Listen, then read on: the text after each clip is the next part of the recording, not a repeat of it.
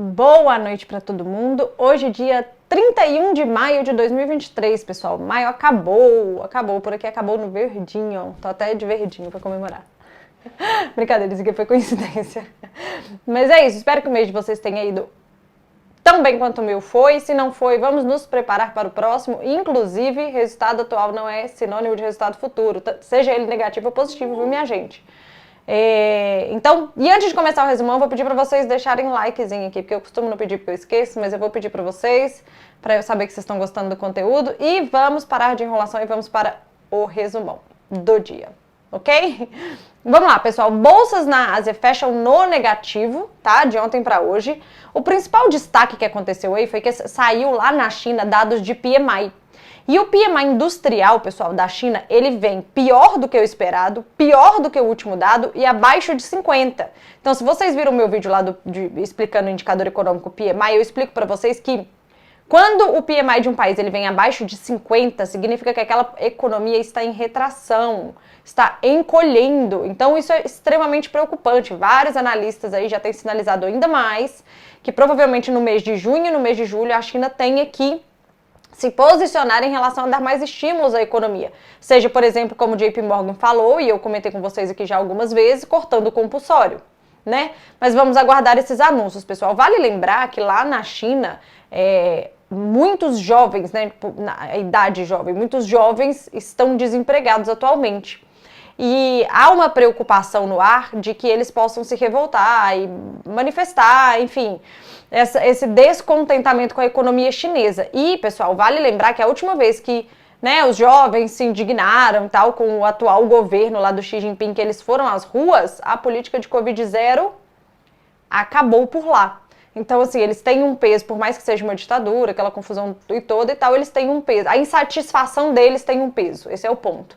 Tá? Então, provavelmente a gente deve ouvir aí anúncios relacionados a novos estímulos da China, porque realmente os indicadores da China têm deixado a desejar em um monte, né? Que eu tenho comentado aqui com vocês, tá? Além disso, por exemplo, a bolsa de Hong Kong, o Hang Seng, ele tá com essa queda dessa madrugada, porque todas as bolsas lá acabaram fechando no negativo, refletindo essa questão da economia chinesa. O Hang Seng, a bolsa de Hong Kong, está no menor patamar dos últimos 6 meses, é realmente algo bem expressivo, tá? E além disso, também um ponto específico sobre a Ásia aí, saiu a inflação da Austrália e ela veio 6,8%.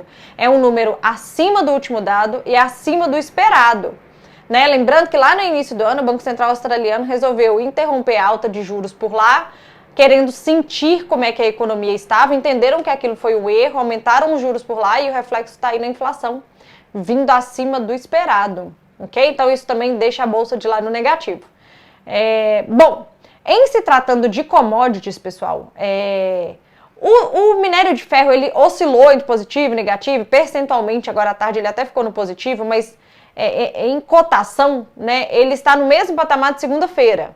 Então, assim, neutralidade, tá? Ele sofreu a queda dele, mas por enquanto ele parou, ele oscila um pouco para cima e para baixo, mas estamos no mesmo valor nominal de segunda-feira cedo, ok? Já o petróleo não teve a mesma sorte, pessoal. O petróleo em queda, mais um dia de queda, uma queda expressiva. Vale lembrar que no dia 4 de junho vai ter reunião da OPEP sobre para tomarem a decisão aí se vão cortar a produção ou não. Lembrando que se eles de fato cortarem a produção, essa queda do petróleo provavelmente volta toda.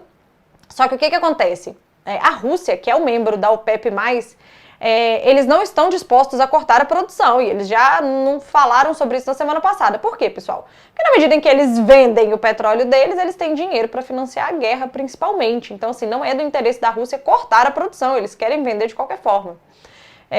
Então tem esse impasse aí, mas de qualquer forma hoje, bom, já antecipando pelo menos esse indicador, hoje saiu dados de estoque de petróleo nos Estados Unidos e ele vem acima do esperado, bem acima do esperado, inclusive. Ou seja, se os estoques lá estão bem acima do esperado, significa que eles não estão consumindo tanto. E aí isso corrobora aí para a queda do petróleo hoje, que caiu mais de 2%, ok? Bom, falado de commodities, então commodities hoje ou de neutro para negativo, vai? Que isso impacta aí nas ações da nossa bolsa aqui, que a gente vai falar já já. Indo agora para a Europa, pessoal, bolsas na Europa todas no negativo. Hoje por lá saíram dados de inflação ao consumidor, tanto na Alemanha quanto na França, e elas vieram até melhores, assim. A inflação da Alemanha, que estava em 7,2%, se eu não me engano, veio abaixo de 7, veio 6 ponto alguma coisa, então assim, mostra uma queda, ainda é um número alto, tá certo? Na França, a mesma coisa, uma inflação próxima de 6%, ainda é um número alto, mas veio melhor do que o mês passado. Mas de qualquer forma, isso não foi o suficiente para animar as bolsas da Europa, que elas seguem a negatividade aí dos Estados Unidos, principalmente referente ao impasse do teto da dívida, que a gente vai falar já já. Uma possível alta de juros por lá na próxima reunião de política monetária, enfim, acabou contaminando negativamente as bolsas.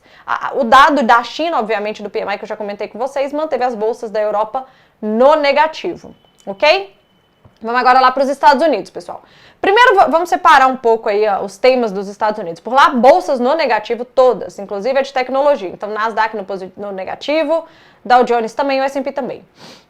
Vamos separar um pouco os temas nos Estados Unidos. Primeiro, indicadores econômicos por lá. Por lá, hoje, destaque para 2 indicadores econômicos. Primeiro saiu o PMI de Chicago e ele veio péssimo.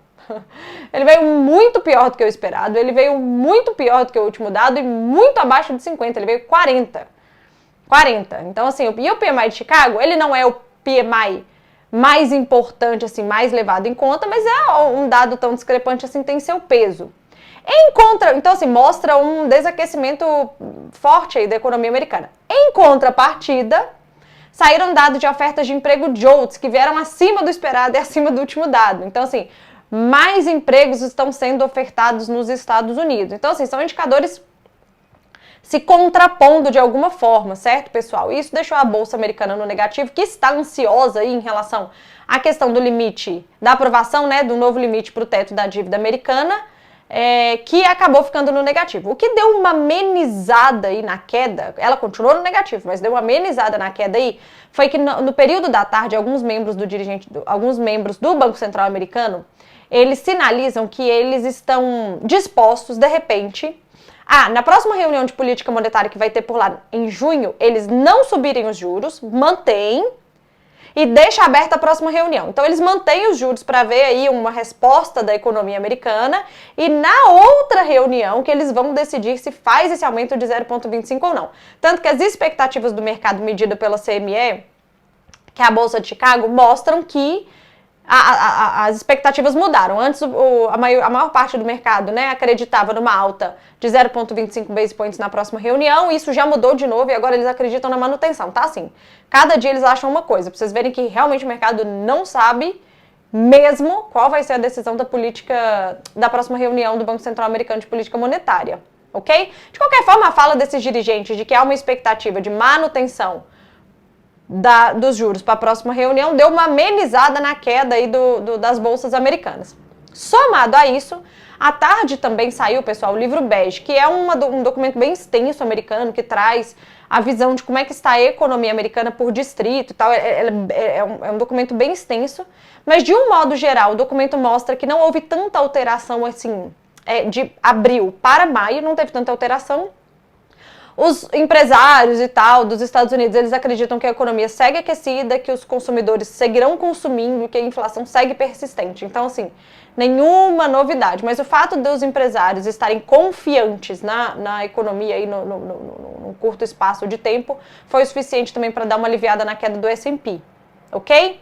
Bom, especificamente sobre o impasse aí do teto da dívida americana, foi aprovada agora na Câmara a regra de tramitação. É um procedimento que eles têm lá, que antes do projeto e tal ser votado na Câmara, eles têm que aprovar como é que vai ser a regra de tramitação.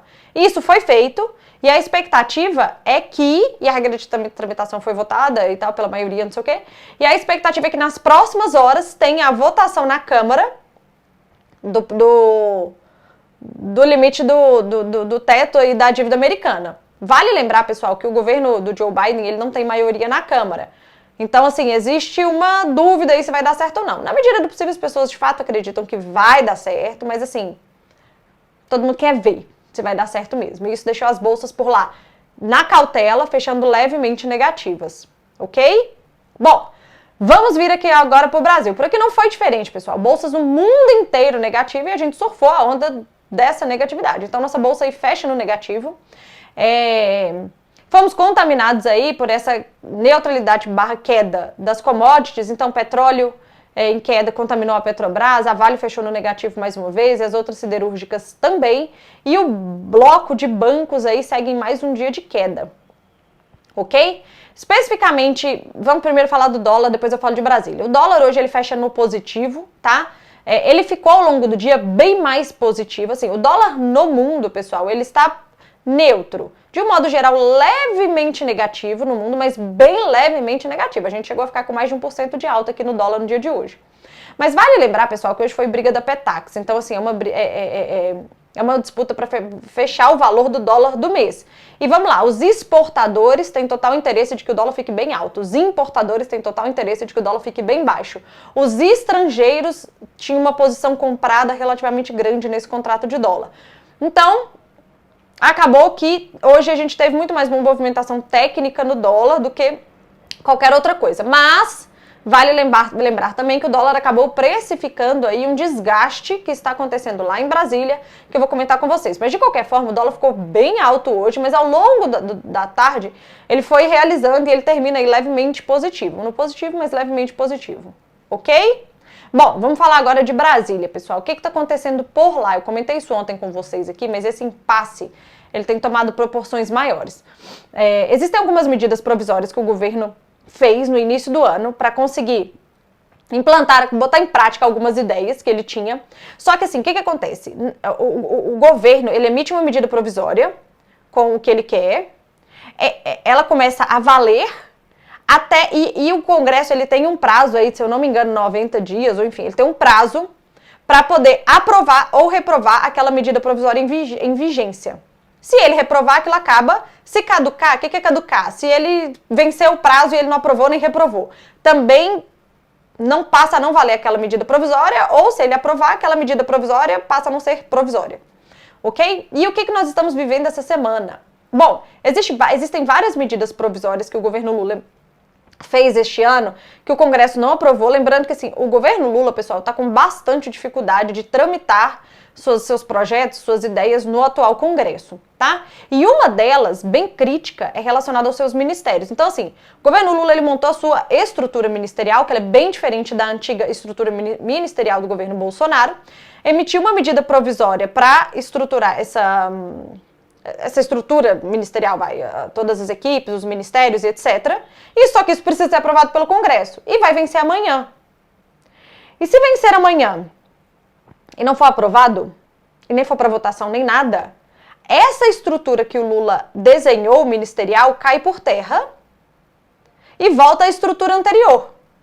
Então é algo muito crítico. É uma crise considerável do governo Lula, tá? Vale lembrar que ontem ele teve mais uma derrota no Congresso, na medida em que o marco de terras indígenas foi aprovado, ok? Então o que acontece? O Lula e o Lira, até as últimas notícias que eu acompanhei, eles estavam em reunião para discutir isso daí. Por quê? Porque em Brasília não existe almoço grátis, não é, minha gente? O Lira, ele tem ponderado alguns ministérios, os deputados, eles querem mais emendas parlamentares, como se os que já tivessem sido liberadas não fossem o suficiente, ou muito mais que o suficiente. Então, assim, cada um quer pegar o seu de interesse ali, e isso está sendo um momento bem estressante para o governo, porque o prazo é amanhã. Se até amanhã não for aprovado, na sexta-feira, a estrutura ministerial dá errado. Além disso, pessoal, um outro ponto também, que é o seguinte, uma outra medida provisória que também está para caducar, é uma medida provisória relacionada ao Bolsa Família, junto com o Vale Gás, que pode ser que dê errado também, que isso caduque no Congresso, e o Vale Gás, que é uma bandeira muito forte aí do atual presidente Lula, também caduque. Então, assim, momentos de tensão institucionais têm acontecido em Brasília esses dias.